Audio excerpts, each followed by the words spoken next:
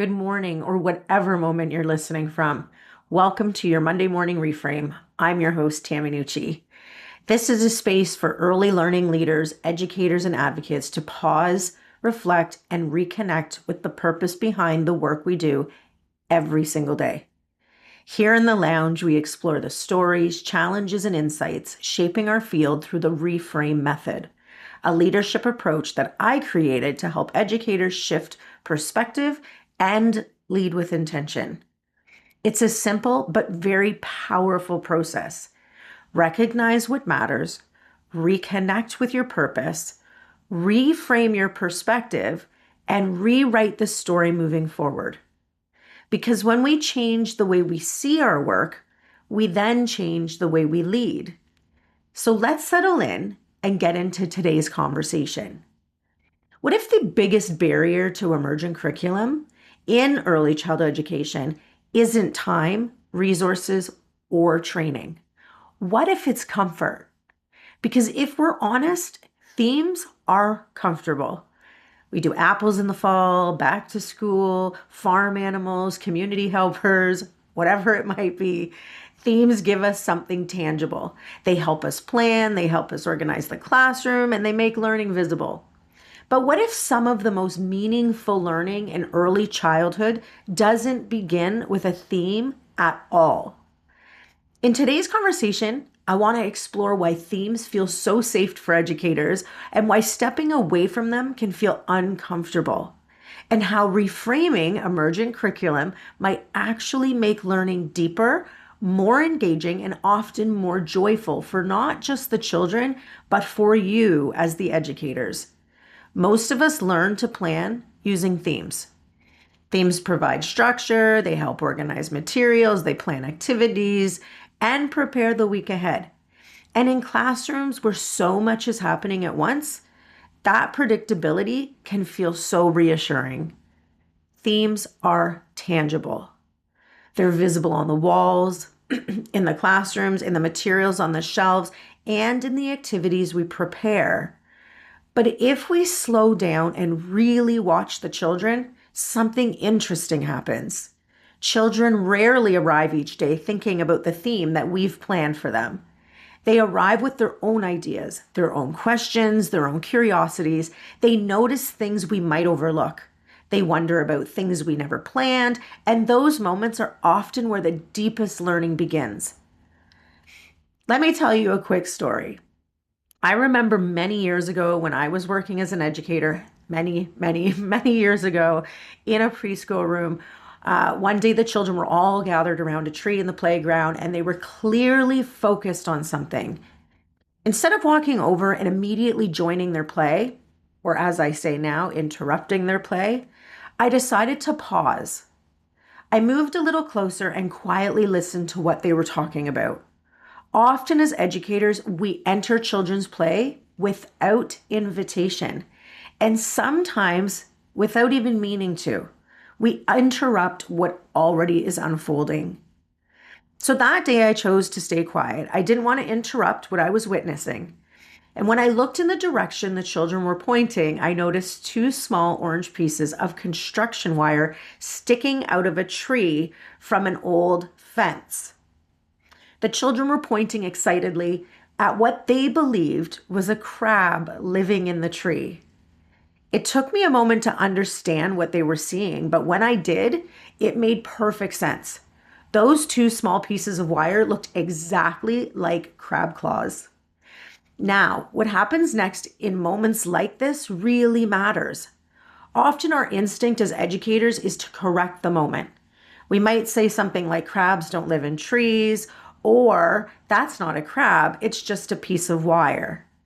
But instead, I saw an opportunity to remain curious and allow the children to lead their own learning. When they noticed me standing there, they called out, "Look, Miss Tammy, a crab. There's a crab living in the tree." And instead of correcting them, I joined their curiosity. I asked questions. How do you think it got there? Do you think that's where it lives all the time? Is that its home? Where do you think it came from? And what happened next was incredible. That moment didn't end in the playground. Over the weeks that followed, the children kept returning to that tree. Through conversation, observation, and investigation, they eventually began to conclude something important. Crabs don't live in trees. And that realization led to an even bigger question. What does live in trees? And that question opened the door to an entire season of exploration. The children began noticing squirrels. They wondered how squirrels built their nests. They wondered what they ate. They wondered where they slept. We observed birds and insects, and over the entire season, everything and anything that existed in and around trees. Their curiosity grew, and so did the learning. And something interesting happened along the way. This investigation quietly replaced the themes that I had originally planned. The back to school theme, the farm theme, the Halloween theme. Instead, the learning followed the children, and my role began to shift as well. I was no longer the keeper of knowledge delivering the plan.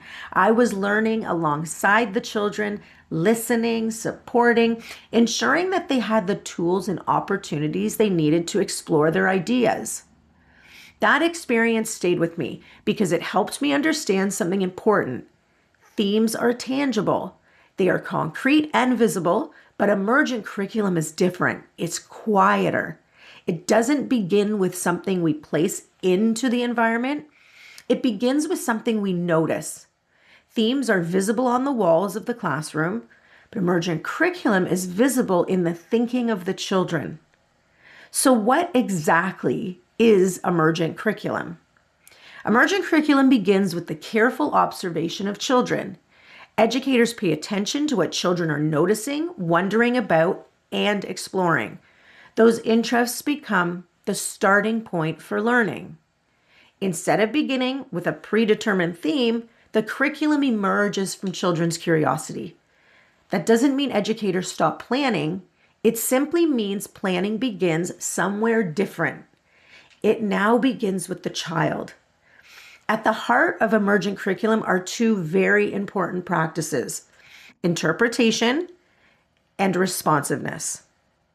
We observe children, but observation alone is not enough. We must interpret what they see. We must interpret what the children are curious about, what their theories are that they're developing. What are they trying to understand? And once we begin to interpret those ideas, we respond. We introduce materials, we ask thoughtful questions, we create opportunities for deeper exploration. In this way, the curriculum grows from the thinking of the children. The children become the curriculum. Free play creates the opportunity for curiosity. Inquiry deepens that curiosity into learning. The educator becomes a co-learner, a co-collaborator, and a co-researcher in the process. Not delivering the learning, but discovering it alongside the children. Now, I know some of you educators are probably thinking, that sounds wonderful, but it wouldn't work in my classroom. Or you might even be thinking that requires resources that we simply don't have. But emergent curriculum isn't about expensive materials. That entire investigation started with 2 small pieces of wire in a tree. Children don't need elaborate materials to be curious. They need educators who notice their curiosity. And it's important to remember that emergent curriculum still requires structure and planning. It simply changes where planning begins. So, what can we take away from this? Curiosity is often the starting point for meaningful learning. Emergent curriculum doesn't remove structure, it builds structure around the children's interest. And sometimes the most powerful learning doesn't come from the plan we wrote, it comes from the curiosity children bring with them. Sometimes the most powerful shift in early childhood education isn't a new program or a new resource. It's simply learning to see children differently. And when we begin to see children differently, something else begins to shift. Our role as educators starts to change. We move from supervising children to interpreting learning. And that raises an important question. What does it truly mean to be an educator in early childhood? In our next episode, we're going to explore the difference between being a babysitter, being an educator, and working from a truly pedagogical lens. Thank you for spending part of your day with me. I appreciate you. If today's conversation resonated with you, I invite you to share it with colleagues and a friend and/or another educator, whoever might need this reminder. You can find more resources, speaking information, and upcoming conversations at tammynucci.com. And let's stay connected. You can also find me on social media at Tammy Nucci Reframe. And remember, the hustle is real, the grind is constant, but the heart, your heart, is what makes it all matter. Because when we change the way we see our work, we change the way we lead. Until next week, don't forget to refill your cup.